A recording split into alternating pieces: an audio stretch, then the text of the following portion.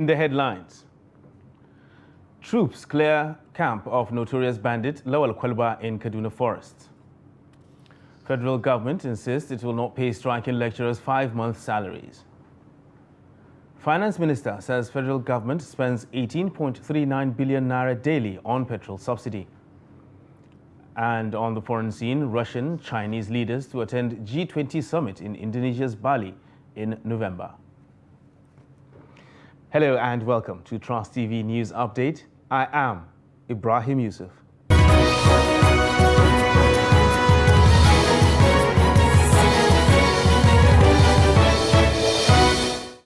Hello and welcome once again.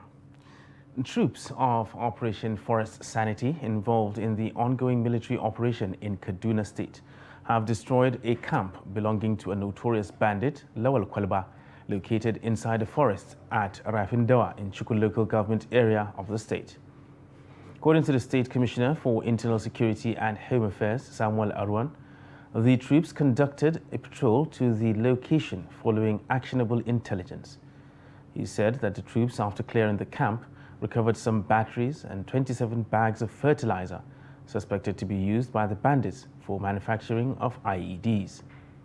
One motorcycle and 2 mobile phones were recovered as the bandits took to their heels before the troops' arrival. The troops, according to the commissioner, extended the search a short distance from the camp and made some arrests, while investigations are ongoing on the intercepted suspects. Meanwhile, President Muhammadu Buhari has charged the military not to relent in its offensive operations against insurgents in the northeast. He said his government will be focusing attention on orphans and widows of conflict. And the president said this during the commemoration of the World Humanitarian Day in Maiduguri. The report. The presidential jet landed at Maiduguri Air Force Base on Thursday, few minutes after noon. He was welcomed by key government officials and top politicians. The president commissioned Bulunkutu Teachers' Quarters and 500 housing estate in Mulai. During a courtesy visit to the Shehu of Borno, the royal father appealed to the president to consider the continuation of oil exploration and extension of national grid to the Lake Chad Basin. Marking the World Humanitarian Day at the Government House, President Muhammadu Buhari commended the army for securing Borno and smooth resettlement of IDPs. Buhari said his administration will focus on orphans and widows. He told the military not to relent in its effort of eliminating terrorists and destroying their hideouts. I therefore implore you not to relent in your efforts. Continue to take the fight to their hideouts and ensure they are completely eliminated. Let me use this medium to invite all relevant agencies to continue to provide support to the government's drive to stabilize the IDPs care for victims of insurgency, as well as continue to the ongoing processes concerning Boko Haram ISWAP members who are willing to surrender. The PSF has recently supported the government of Borno State in closing 4 of its IDPs at a cost of about 1.7 billion naira, and this is very commendable. Your Excellency, I wish to bring to your kind notice that this brings to the conclusion the closure of all formal camps within Maiduguri. In view of this, the Borno State government is determined to ensure to begin the closure of IDP camps outside Maiduguri early next year, inshallah. Mr. President, insecurity has dire consequences, as we've already talked about, and we will continue to advocate for a safe and secure operational environment. The people suffering the greatest consequences of this insecurity are, of course, the affected citizens themselves. I am especially concerned at this moment about the food security and nutrition situation in this region. The official visit comes a day before the International Humanitarian Day with the theme, It Takes a Village. And the Katsina State Command of the Nigeria Customs Service says it is experiencing a decline in revenue due to incessant attacks by gunmen. commonly referred to as bandits in the area. The area controller, Wadachedi, who disclosed this at a press briefing, said it collected 99,777,343 between July 1 and August 10th this year. Jamil Mabay has details. Katsina, like many other states in the northwest and a part of the north central, has been witnessing a series of bandits' attacks that led to the death of hundreds of thousands of people and the displacement of many others. Jibia, a border town in Katsina State, has also had its shares of such attacks despite the presence of security checkpoints on the road. The area controller said the activities of the gunmen along the Jibia axis of the state have negatively impacted the revenue collection role of the customs. The revenue in the period under review witnessed a decline simply because we have some instant attacks by the bandits, which put the security under jeopardy, under stress position. But all hands are on deck. From the government, all the security agencies are on to it, seeing how it will be improved.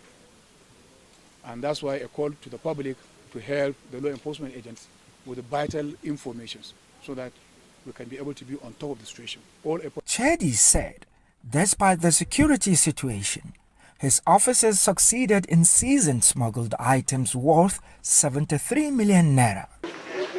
He said the command collected 538 million naira from export in the period under review. The revenue under review here now, that is 99,777,343. Again, the last month when we had the review in June, which was 104 million naira, if you could remember. When we go to the export, 1,126 naira were exported. Again, the last report during our last press conference, which was almost 2.4 billion. Other items seized were 126 bags of 50 kilograms and 25 kilogram bags of foreign flour worth over 1.9 million naira, and 7 cartons of milky creamer milk worth 141,000. The controller said the seizure of vehicles used for smuggling has helped in reducing the rate of smuggling activities in the area. As well as the grader caterpillar on top, which is adding that 9 vehicles used as a means of conveyance were apprehended. Jamil Mobai, Trust Television, Katsina. Minister of Education Adamu says implementation of the federal government no work, no pay policy is the only condition delaying truce with the Academic Staff Union of Universities, ASU. The minister, who spoke on Thursday to newsmen at the State House in Abuja, however, insisted that government will not pay striking workers for the 5 months they were on strike to deter such occurrences in the future. Kende Amodu reports. It is not surprising that when the Minister of Education chooses to brief newsmen on developments in the sector, the ongoing industrial action by unions in universities will dominate discourse. The minister says 4 out of 5 unions have agreed to call off their strikes, but the same cannot be said about ASU. This is because government will not agree to the condition the lecturers are given to call off their strike. And let me just tell you what they are asking is they can accept this if the federal government will agree to pay the salary for the month they have not worked. And I told them the federal government will not.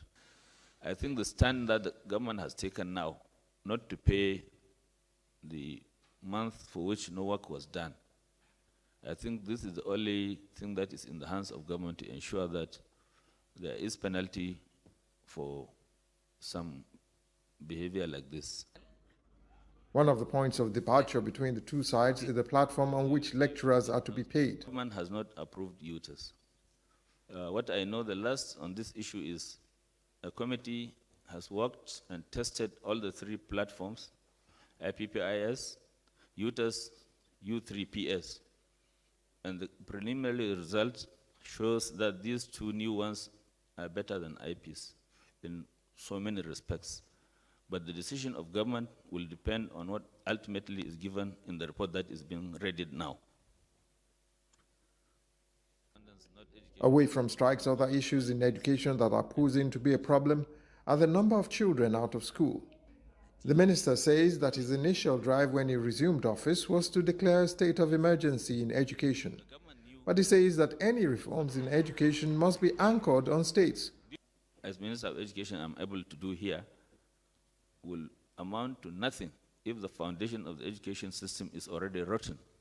The way our primary schools are, and I would like to say this about governors, especially in the northern states, it is as if they are looking for power to destroy education at the primary school level.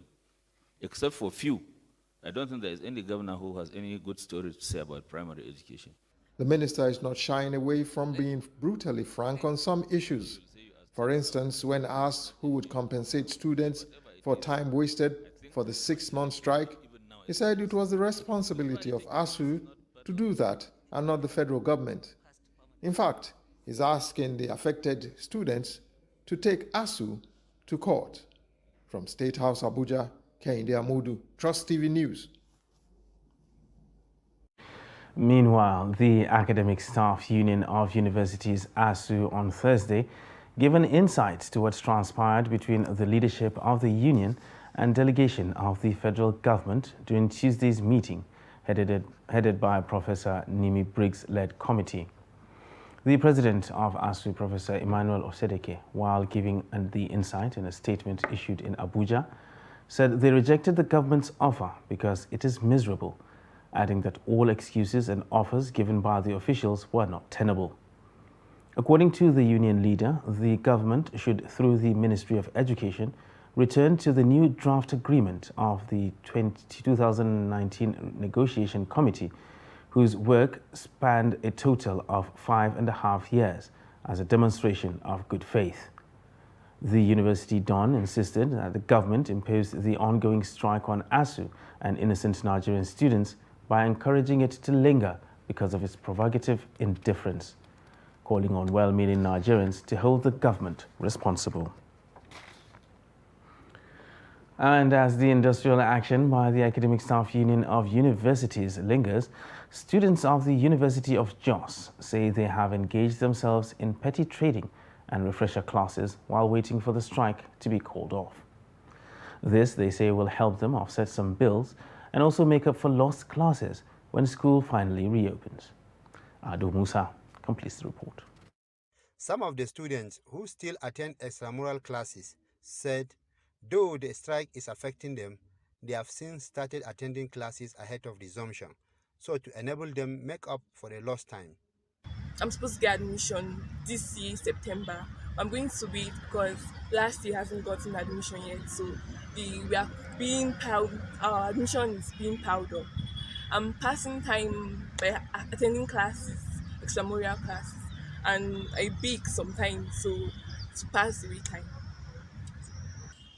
Because of the ASU strike, we're supposed to get admission by this year, September, October, but because of the ASU strike, we're going to maybe get it next year. We're not even sure about that. But to pass time, I'm taking extra classes so that the 100 level, when we finally get, will not be that difficult for us. On the flip side, other students said they have engaged themselves in petty businesses to earn extra income. Because of the stress, some of our mates could not afford to go back to their various destinations because of the transport fares. But within us here, we are among the people staying in Jos. So we have the privilege to go back home and maybe start some petty trader to help us. With half a year already lost to the strike and the recent meeting of ASU and the federal government delegation, which ended in deadlock, hope for a compromise from the warring parties appears dim. From Jos, Ado Musa reporting for Trust TV. And now to politics, where 16 APC National Assembly candidates in Rivers State want Justice Stephen Pam of the Federal High Court to recuse himself from a suit instituted by PDP members seeking invalidation of the APC primaries that produced them as candidates. The APC candidates said this during a press briefing at the party state secretariat in Port Harcourt, the Rivers State capital. The APC candidate for Ikwere Emoha Federal Constituency, Ezekiel Ezemonye Amadi, told newsmen that he brought the attention of the judge to the matter in court as at the time the suit came up in July.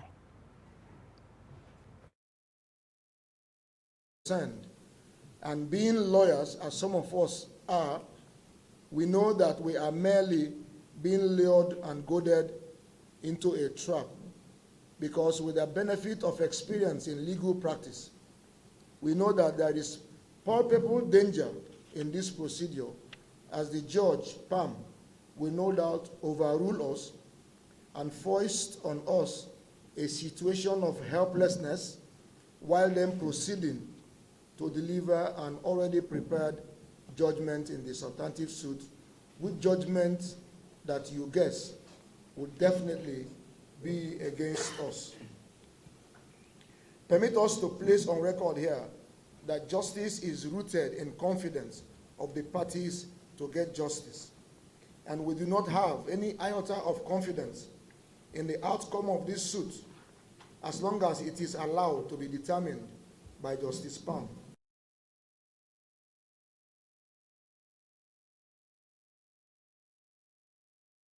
You're watching Trust TV News Update. And still to come on the news, dealing with the menace of street hawking children. Details of this and more after the break. Do stay with us. As the 2023 elections draw near, remember, evil prospers when good men and women only wish for peace, but never take a step to make peaceful elections happen. Are you a father? Are you a mother? What are you saying to your children as elections approach? Have you warned them not to let themselves be used to cause violence? Have you explained to them what the consequences of electoral violence might be? Do your part to make peaceful elections happen. Talk to your children. Protect them from unscrupulous politicians who want to put them in harm's way, while their own children are comfortable at home, within and outside the country. Let's join hands to make 2023 elections peaceful. This message is from the National Orientation Agency, NOAA.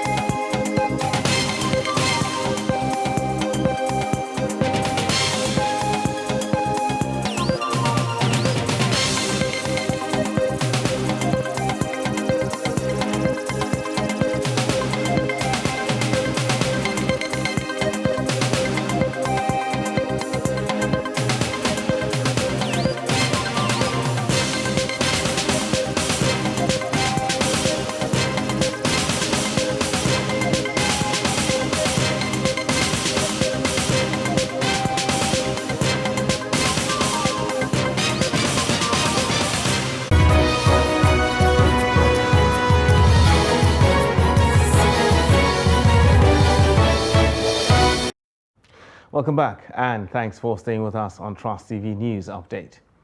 Now another look at our top stories.